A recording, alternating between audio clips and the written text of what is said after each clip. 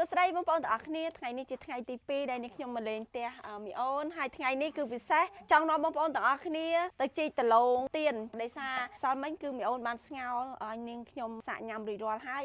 ថ្ងៃនេះចង់បង្ហាញបងប្អូនទាំងអស់គ្នាថាការរស់នៅរបស់បងប្អូនយើងនៅទីនេះប្រកបមុខរបរអី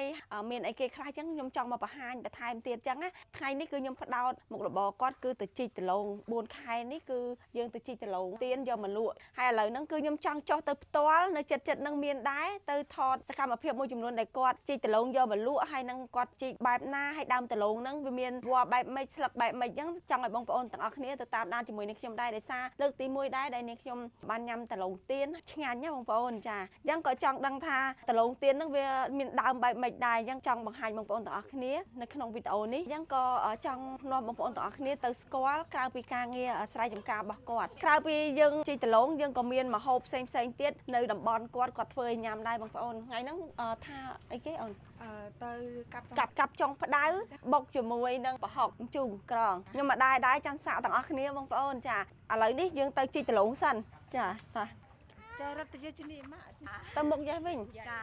អូសុខសប្បាយទេមកវិញសុខសប្បាយអត់អីទេណោះនៅភ័យតិចតួចកូនតែមានមួយហ្នឹងឯណាពីរចាអូហើយរាល់ថ្ងៃធ្វើឲ្យគេជីកដលងលក់ដែរឬក៏អត់ទេជីដូចតែគ្នាបងអញ្ចឹងចាដាក់ទៅជីអាចគូជីនឹងកូនអូចាំមើលសុំកូនល្មៀតអ៊ីទៅកប់គៀនផ្ទះមួយចាអូយទ្រាំញោម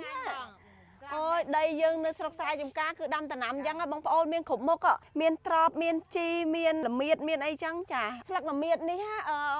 យាយខ្ញុំចូលចិត្តខ្ចប់ប្រហុកដុតអីឈ្ងុយឆ្ងាញ់ហ្មងអានោះផ្លែគេអានេះគេហៅពងកម្មបងពងកម្មចាហាមិនក៏ដាក់ឈ្មោះអីខុសខើម៉េះផ្លែពងកម្មកម្មកើតមកទៅពីសត្វក៏អញ្ចឹងមនុស្សក៏អាចញ៉ាំបានអូផ្លែពងកម្មអញ្ចឹងពងនេះញ៉ាំបងប្អូនទាំងអស់គ្នាដោយសារខ្ញុំដើរលុយព្រៃខ្ញុំសុំលាត់ខោឡើងលើដោយសារខ្ញុំអត់មានយកអីមកសគួរហើយមិញនេះគាត់មានបង្ហាញដលងអីគេមិញមីអូនដលងកជ្រូកមានដលងកជ្រូកទៀតតែខែ3ខែ4បានជីកបានខែនេះមានផ្សិតកញ្ចោមែនទេអូនអូនោះចាញ់តែអូននោះលើផ្សិតហីមែននេះសហ្នឹងហ្មងនេះអូផ្សិតកញ្ចោហ៎បងប្អូនអូខ្ញុំខាងមើលនេះបងប្អូននេះផ្សិតកញ្ចោអីហ្នឹងឆ្ងាញ់ខ្លាំងណាស់ផ្សិតហ្នឹងតែឮថាគេថាញ៉ាំឆ្ងាញ់ទេណាប៉ុន្តែខ្ញុំអត់ទាន់ដែរសាកដែរស្លងឯនោះលលិចមកកអូអញ្ចឹងមកជីកដលងបង្ហាញបងប្អូនហងមករកផ្សិតកញ្ចោហងឃើញផ្សិតកញ្ចោនេះនៅតាមស្រុកស្រែចម្ការអញ្ចឹងឯងបងប្អូនញ៉ាំតែធម្មជាតិចេះបងប្អូនហើយនៅស្រុកស្រែចម្ការនិយាយពីធម្មជាតិហ្នឹងឆ្ងាញ់តិចឋានអ្នកមានលុយបានទិញអានឹងញ៉ាំមិនងាយទេដោយសារមិនងាយរកបានហើយក៏វាមានតាមខែតាមរដូវវាដែរហើយវាឆាប់ខូចវាដុះមកកប៉ាងតែមួយថ្ងៃពីរថ្ងៃក៏វាខូចអូនណាចាបងចាអូបានជីកហើយបងប្អូននេះដើមដលងទៀនសុំមើលដើមតិចដើមវានេះស្លឹកដូចធ្លាប់ឃើញមិនទេនេះតែតោះដើមធំមិនទូក្នុងព្រៃមិនរូបទៅតបានអូចាដើមធំមើមធំហើយមួយដើមអញ្ចឹងវាមានប្រហែលដលងអូមានតែមួយទៀតចាអូមិនវាមានចាញ់មើមស្អិចស្កះឯណោះអត់ដូចដលងទេបងអូណាអូវែងដែរអានេះជាមើមចាស់របស់វាឲ្យឃើញហើយមើមចាស់ហ្នឹងយើងទុកមិនថ្មីអត់សល់មើមតែពួកវាចុះវាដើមពីរដែរបងអូហើយយើងកប់វិញវាចេញមកទៀតហ៎ទុកឲ្យវារស់ចឹងតែបើយើងមិនលុបឆ្នាំក្រោយយើងអាចជីកបានទេបងវិញអូចាតែនេះញ៉ាំមិនបានទេចាដល់ពីផុតរដូវវាអាចតែមើមចាស់ឲ្យស្ងោអត់ឆ្អិនទេបងយ៉ាងតែអានេះញ៉ាំបានទេអានេះញ៉ាំបានប៉ុន្តែធ្វើជាលក្ខណៈតំណាប់បើគេអ្នកជំនាញគេអាចធ្វើតំណាប់បានមកអូបើឥឡូវស្ងោញ៉ាំលែងបានហើយអត់ស្ងោអត់ផុយទេបងវាស្ងោយ៉ាងទៀតអូអត់ចេះមើលតែនេះខ្ចីចានេះមើមថ្មីរបស់វាបងចាប្រភេទមើមចាស់អញ្ចឹងចង់បង្ហាញពីគាត់ប្រភេទមានតែចាអានេះបើយើងយកទៅធ្វើប្រអែមបានទេចាធ្វើតំណាប់វាស្ងោវាអត់ផុយទេយ៉ាងផុយទេបើមើមថ្មីវាអាចផុយចាអូនេះមើមថ្មីចានេះរៀងធំមើមនេះវាខុសគ្នាត្រង់ចេះបងប្អូនអាដលងចាស់នេះនេះជាមួយខ្ញុំកាច់មួយទៀតដលងចាស់ចាវារៀងពណ៌រៀងខ្មៅជាងរៀងស្ងួតយើងស្ងោវាអត់ឆ្អិននេះហើយក៏អត់ឆ្ងាញ់ដែរតែបើគេយកទៅធ្វើតំណាប់អីបានហើយនេះដលងខ្ចីគឺវាពណ៌រៀងសខ្ចីបែបដូចខ្ទិះដូងណាបងប្អូនចាអូខេឥឡូវនេះយើងទៅរកមកកន្លែងទៀត អូធ្លាប់ញ៉ាំតែខែនេះអត់ទាន់មានទេ អ เนาะ ត់មាន ផ្លែវាជាខោមណាត្រៀលហើយជូរជូរអែម ចាជឿអែម ញ៉ាំបើទេអូយបងចូលចិត្ត ឆ្ងាញ់ណាបង ហ្នឹងហើយឲ្យទៅសៀមរាបបងទិញញ៉ាំហើយមានមកកន្លែងទៀតហើយបងប្អូនមុខរបរគាត់ប្រចាំថ្ងៃគឺជីកដលងបែបហ្នឹងហើយបងប្អូនហើយយើងត្រូវលុកលុយព្រៃដើររដលងចាហើយតរំបាន1គីឡូយូរបងប្អូនមុនដំបូងខ្ញុំស្មានថាដលងដែលគាត់ជីកហ្នឹងមកគុំវាមាន4 5ដលង6ដលងចេញមើមណាបងប្អូនតែតាមពិតមានតែមើមមួយអីណោះ ចាមានតែមើលមួយទេ ចាមកគុំមានតែមើមមួយវាចាក់ទៅក្នុងដីជ្រៅហើយបើចំដីស្រួលជីកក៏យើងបានវែងទៅបើដីអត់ស្រួលជីកក៏បានដលងវាខ្លីវាមិនសូវចុះមានន័យថាវាចេញមើមវែងធំអីចឹងណាបងប្អូនអញ្ចឹងមួយឆ្នាំវាចេញមើមម្ដងអញ្ចឹងណា ចា អត់មើមអីណា ចា ចា អត់មានមើលសោះអាណាអត់ បើយើងទៅព្រៃជ្រៅសបោ ចាបើទៅព្រីជ្រូសម្បូរប៉ុន្តែបើទៅបាត់ដែរបងអាព្រីអត់ក៏អត់ដូចគ្នា អូ ចា ចា មានតែចេះតែមានគ្រប់កលែងទេ អូផ្សិតចូលនេះដាក់ស្លឹកទ្របតំណងណាឃើញទេបើយើងនៅនោះអីសិតដើររថងដើររអីដាក់ណាណែគេបេះស្លឹកអាធំមួយគេដាក់ ចេះខ្លាចដប់ព្រី ចាគាត់ទៅហើយ បើខ្ញុំ អូអានេះរៀងធំគ្រាន់នឹងខ្ចីអីណោះអូនេះបងប្អូនចាដីផុសដែរហ្នឹងអីគាត់ស្រួលជីកដែរតាមិញជីកទៅមួយផ្លែតបានតែនេះវាអត់តន់សូវចុះវែងអីណោះលោកពូហើយអីគាត់ថាបើគាត់ទៅជីកជាមួយគ្នាអញ្ចឹងបើត្រូវធំណាអាដើមវាធំមើមវាធំដែរបើប៉ុនកដៃឲ្យមកហាត់ប្រវែងនេះតែនេះវាល្មមប៉ុណ្ណឹងក៏ញ៉ាំបានដែរឥឡូវនេះខ្ញុំបានបង្ហាញសកម្មភាពមួយចំនួនដែលគាត់មកជីកដលងយកទៅលក់ឯណាបងប្អូនបង្ហាញតែបន្តិចបន្តួចទេបើថាចង់ធ្វើដូចគាត់ហ្មងតមកព្រឹកទល់ល្ងាចបានជីកបានចាបាន2 3គីឡូអញ្ចឹងគឺខ្ញុំអត់នៅដល់យូរទេខ្ញុំគ្រាន់តែបង្ហាញថាគាត់ជីកដលងមិនហើយដើមដលងហ្នឹងវាមានរូបរាងបែបណាវល្លិបែបណាស្លឹកបែបណាបង្ហាញដល់បងប្អូនទាំងអស់គ្នាឲ្យបានស្គាល់ដែរអញ្ចឹងណាឥឡូវនេះខ្ញុំបង្ហាញបងប្អូនប៉ុណ្នេះយើងទៅផ្ទះវិញចាប់ផ្ដើមធ្វើម្ហូបញ៉ាំហើយអ៊ំប្រុសគាត់ទៅកាប់ចុងផ្ដៅហើយយើងក៏មានមាន់3សម្រាប់ធ្វើម្ហូបថ្ងៃនេះដែរវ៉ាវបងប្អូនស្មានតែអស់ហើយអ៊ីនៅមានអាមើមមួយទៀតនេះតងវាមួយចេញបានតែ1មើមទេអានេះអាធំមកបងប្អូនអើយសូប៊ីកយ៉ាងប៉ិនកដៃមែនហ្នឹងចាធំមែនតើនេះអូយល្អមែនតើហើយមកកន្លែងហ្នឹងមានគុំច្រើនអីហ៎ ពីខ្លះវាដោះ អូពី3ដើមចិត្តគ្នាអញ្ចឹងទៅគ្រាន់ដូចខ្ញុំប្រាប់អញ្ចឹងមួយដើមមានមើមតែមួយទេចាអូអាធំ អូវ៉ាវនេះបងប្អូនបាទនេះមិញបាក់មកកណាត់លើអូនៅមានមួយទៀតអីហ៎អូនោះនៅមានមួយទៀតអញ្ចឹងមកកន្លែងនេះមិញគឺ4ទាំងនេះហើយបងប្អូនមួយដើមបានមើមមួយចាអញ្ចឹងមាន4ដើមតោះយើងអរគុណច្រើនអីតោះយើងទៅធ្វើម្ហូបនៅផ្ទះញ៉ាំអត់អីទេចាំមីងកាន់គាត់អូខេបងប្អូនទាំងអស់គ្នាឥឡូវនេះខ្ញុំបានមកដល់ផ្ទះវិញហើយអ្វីដែលពិសេសនោះគឺអ៊ំគាត់បានកាប់ចុងផ្ដៅបានហើយចុងផ្ដៅនេះគឺត្រូវយកមកដុតសិនមែនទេអូនចឹងដុតហើយបានយើងចាប់ផ្ដើមបកវាទៀតហ៎ ចាបកយកខ្ចី ថ្ងៃនេះមកបង្ហាញមុខម្ហូបតាមតំបន់ចែកជូនបងប្អូនទៀតហើយនេះគឺគាត់ដុតបែបនេះហើយបានគាត់យកមកបកយកបដូរចាអញ្ចឹងចាំមើលវិធីធ្វើទាំងអស់គ្នាទៀតបងប្អូនខ្ញុំមិនដឹងថាគាត់ធ្វើមិនទៀតទេខ្ញុំអត់សូវដឹងទេណាចាដើមវាបន្លាខ្លាំងអីពិបាកកាប់ទេអូន នេះ ពិបាកដែរហ៎ មកដើម អូចាចាលោកមុនខ្ញុំមិនដឹងខ្ញុំទិញយកទៅផ្ទះម្ដងនៅសៀមរាបខ្ញុំយកទៅកាប់ចិត្តវាស្លហ្មងអត់ដឹងថាគេដុតយ៉ាងផងអញ្ចឹងមិនថាមុខម្ហូបមួយតាមតំបន់គឺគេមានវិធីធ្វើរបស់គេបងប្អូនចាយើងដុតយ៉ាងធ្វើអីបងផ្លិចបាត់ហើយស្រួលបក ចា អូបើយើងបុកយើងត្រូវតែដុតវាសិនអូបកបានហើយអីណា ចា អូឈ្ងុយណាដុតយ៉ាងគួរឲ្យចង់ញ៉ាំបាត់ហើយហ្នឹង លក់បានដែរបងធ្វើលក់ អូចាយើងអាសាបានធ្វើញ៉ាំហ៎ឬក៏យូរម្ដងអូអាសាព្រីក៏ឃើញឥឡូវខ្ញុំជួយបក អីទេដើមវាមិនរនួចបើសិនរនួចហើយវាអត់សមមានខ្ចីទេ អូគេមានរដូវវាដែរចាដើមឈើ មានខែបងចាតែ ហើយពេលដែលយើងបកយ៉ាងហើយយើងធ្វើមកទៀតទៅអ៊ី លៀងឲ្យបុក ច្រើនហើយមកទៅមកបងដល់មកទៅទៅបាន អញ្ចឹងអូតំណងឆ្ងាញ់ឥឡូវនេះវគ្គយើងកាប់មាន់ស្ងោរជ្រក់មាន់មួយយើងស្ងោរជ្រក់មាន់ពីរគឺយើងដុតចាហើយនេះមាន់ស្រែបងប្អូនមើលតែស្បែកពណ៌លឿងសាច់លឿងល្អមែនតើចាហើយមាន់នេះមាន់ឆ្ងាញ់ណាមាន់ស្រែបងប្អូនអញ្ចឹងបុកម្ហូបយើងថ្ងៃនេះគឺមានមាន់ដុតពីរស្ងោរជ្រក់មួយហើយយើងបុកចុងផ្ដៅជាមួយនឹងអង្ក្រងហើយនឹងប្រហុកចាថ្ងៃនេះមានសំណាងបានមកញ៉ាំបាយផ្ទះបងប្អូននៅឯខាងជនបទហើយមានចុងភៅធ្វើម្ហូបឲ្យញ៉ាំពិសេសទៀតអូអានេះត្រូវនឹងអង្ក្រងនេះ បើស្ងោរជ្រក់ក៏ដាក់ក្រងក៏ឆ្ងាញ់ដែរ ភូមិបងប្អូនយើងដែលគាត់រស់នៅនេះចម្ងាយពីជើងភ្នំដងរែកមកតែ4គីឡូជាងនេះកន្លែងដែលផ្ទុះអាវុធហ្នឹងគឺនៅចិត្តហ្នឹងដែលគាត់ភៀសសឹកទៅកន្លែងដែលខ្ញុំបានបង្ហាញបងប្អូនទាំងអស់គ្នាចាគឺជាសមរភូមិដែលក្តៅខ្លាំងកាលពេលយើងមានសង្គ្រាមប្រហែលថ្ងៃក្នុងខែមុនណាចា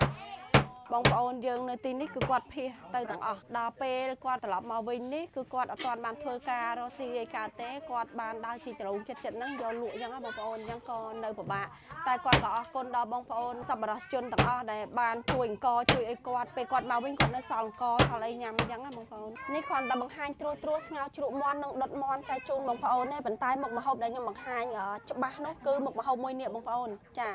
មុខម្ហូបពីរនោះគឺយើងធ្លាប់បង្ហាញបងប្អូនហើយតែមកបង្ហាញមុខម្ហូបបុកចុងផ្ដៅជាមួយអង្ក្រងនិងប្រហុកនេះអត់ដែលបង្ហាញបងប្អូនទេអញ្ចឹងខ្ញុំនឹងផ្ដោតមុខម្ហូបមួយមុខនេះចែកជូនបងប្អូនឲ្យច្បាស់នេះបងប្អូនថ្ងៃនេះទទួលដលងស្ងោរទៀតហើយដលងទៀនយើងដែលគាត់បានជីកមិញហ្នឹងណាឥឡូវនេះមកអង្គុយញ៉ាំទាំងអស់គ្នាមកអូនមកញ៉ាំបងទៅហាមកដលងហ្នឹងបងឆ្អិនខ្ញុំចូលចិត្តដល់បងប្អូនពេលដែលចុះតាមជនបទពីតំបន់មួយទៅតំបន់មួយគឺតែងតែមានផ្លែឈើមុខម្ហូបថ្មីឲ្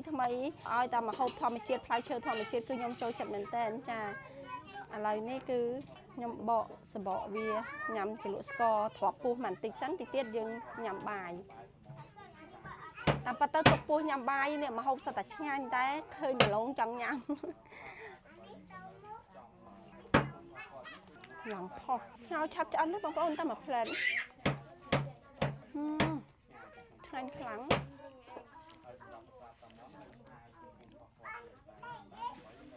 ប្រហុកនេះយើងដុតហើយយកមកបុកអូ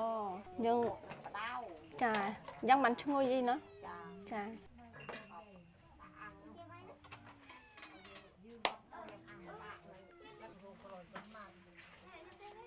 ចុងផ្ដៅនេះយើងលាងហើយឯណាហើយនេះគ្រឿងចុងផ្ដៅយើងមានម្ទេសដុតខ្ទឹមដុតនិងប្រហុកដុតហើយនេះអង្ក្រងទីទៀតគាត់បុកអូអង្ក្រងទីទៀតយើងលេងអូនេះលេងហើយហ៎អូយើងមិនបុកទាំងឆៅទេណាយើងលេងទៀតណាផាត់ទៅឈូលបងប្អូនវាជូរហើយចុងផ្ដៅយើងនេះក៏លាងហើយដែរចានេះបងប្អូនលាងហើយយើងចាប់ផ្ដើមបេះវាបែបនេះយកមកបុកឥឡូវនេះយើងចាប់ផ្ដើមមកបុកចុងផ្ដៅយើងហើយមុនដំបូងគឺមីអូនក៏ដាក់ម្ទេសខ្ទឹមហ្នឹងក៏គាត់ដុតហើយដែររំលែងណាចាឥឡូវនេះក៏ដាក់ប៊ីចេងចូលហើយយើងប្រើប្រហុក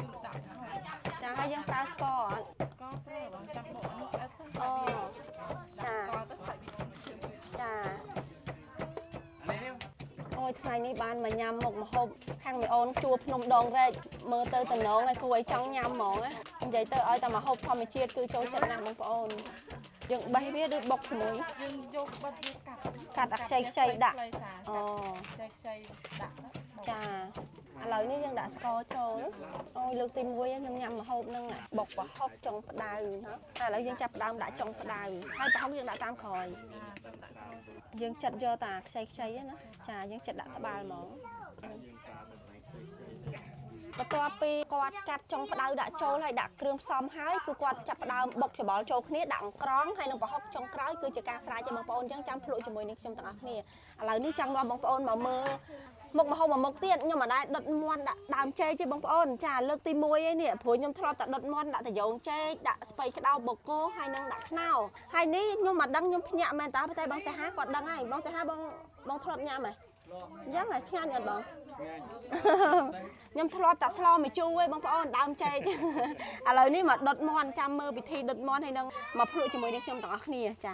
អូនណាយើងដាក់ប្រហុកដាក់អង្ក្រងចុងក្រោយជាការស្រេចអូនណា ចាហើយយើងភ្លក់ទៅយករសជាតិដែលយើងចង់បានណាអូចា យើងថែមតិចទៀត ចា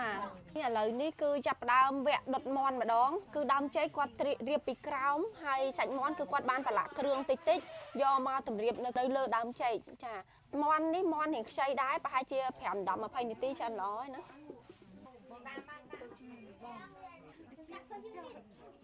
មុខម្ហូបយើងបានហើយ2មុខហើយណោះរួចបុកចុងផ្ដៅដុតមាន់ហើយឥឡូវយើងនៅតែស្ងោរជ្រក់មាន់ដាក់ផ្សិតអញ្ចោហើយនឹងឥឡូវមីអូនគាត់បុកទឹកត្រីកោះកុងនេះបងប្អូនផ្សិតអញ្ចោដែលយើងបេះបានមិញណាបេះបានខ្លះហើយគាត់ផ្សំបានមកមួយចានធំហ្មងផ្សិតនេះយើងឆាក៏បានយើងញ៉ាំជាមួយដូចជាដាក់ក្នុងសាឡក៏បានដែរផ្សិតនឹងឆ្ងាញ់ខ្លាំងចាទឹកត្រីកោះកុងខាងមីអូនក៏ដាក់សណ្តែកដីបងប្អូននេះចាដោយទឹកត្រីផ្អែមយើងញ៉ាំមួយត្រីសាឡាត់អីយើងដាក់សណ្តែកដីឥឡូវខ្ញុំសូមបង្ហាញបន្តិចនេះគាត់ថានៅតំបន់គាត់ញ៉ាំទឹកត្រីកោះកុងជ្រលក់មាន់ដុតអីដាក់សណ្តែកដីឆ្អិនហើយបងប្អូននេះមាន់ដុតតយងចេកយើងដើមចេកច្រឡំតយងចេកចាមើលទៅតំណងឲ្យបងប្អូនហើយឡើងឈ្ងុយហ្មងណាមាន់ស្រែសាច់ឡើងលឿងដុតទៅឡើងពណ៌ក្រហមល្អនេះចា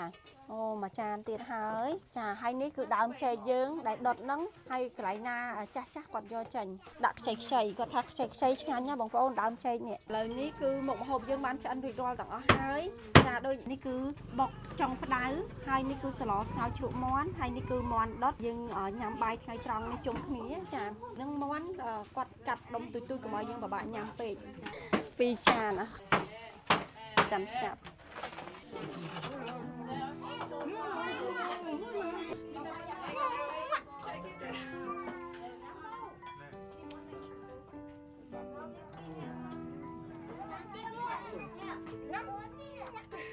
ហើយទឹកដាក់ក្រៅសិនយ៉ាងអត់បានជុំគ្នាហើយញ៉ាំ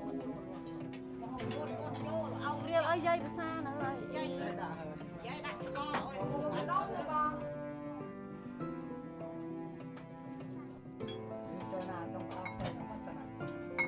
អូខេបងប្អូនទាំងអស់គ្នាមុខម្ហូបយើងបានឆ្អិនរួចរាល់ហើយឥឡូវនេះញ៉ាំជួបជុំជាមួយចុងភៅហើយលោកពូម្ចាស់ផ្ទះយាយគាត់ភាសានៅក្រៅហើយក្មេងៗគាត់មានមួយក្រុមទៀតនៅខាងមុខបងប្អូនឥឡូវនេះពងយើងហៅមកឲ្យបានជុំគ្នាមកអូនទៅដៃខ្ញុំអូអត់បាយចឹងចាប់ទៅចាប់ទៅក្រាមតាំងគួយទៅអូចង់កាត់បុកបដៅទីតាញ៉ាំហ្នឹងបងញ៉ាំហើយចាឆ្ងាញ់ឆ្ងាញ់ហើយយកធ្វើនៅចិត្តនេះទៀតឆ្លើយអត់ឆ្ងាញ់ហើយញ៉ាំជាមួយចុងផ្ដៅដែលអត់តន់ដុតបុកផ្ដៅជ្រក់ផ្ដៅហើយនោះដល់ទៅតាមមកទៀតចុកហូរអត់គ្រូតែមើលចុកហូរណាមានជាតិបាទចាបងទៅវិញទៅមានជាតិឆ្ងាញ់ចាម្ហូបប្រចាំតំបន់ចាញ៉ាំទៅប៉ះក្រងមួយជ្រិចឆ្ងាញ់ចាបងឈ្ងុយហើយវាមានជាតិល្វីងតិចតិចយាយគ្មានហូបបុកចុងផ្ដៅចាប់អីហើយនេះបុកចុងផ្ដៅចាប់ឲ្យយាយទៅវាគាត់ចង់ហូបចាប់គាត់ទៅបាទអេមបើខ្នោនឹងទៅយោងឥឡូវនេះមកភ្លក់ដើមចេកបងប្អូននេះខ្ញុំមកដែរញ៉ាំដែរអូសុំដៃឯណាខ្ញុំចាញ់គេតម្រះទេសាក់ដើមចេកមុនឆ្ងាញ់មែនទឹកជ្រលក់គេក៏ឆ្ងាញ់ងាប់រកក្រែហូបដល់ម្ដងទៅដាក់ស្រាច់ដីទៅបង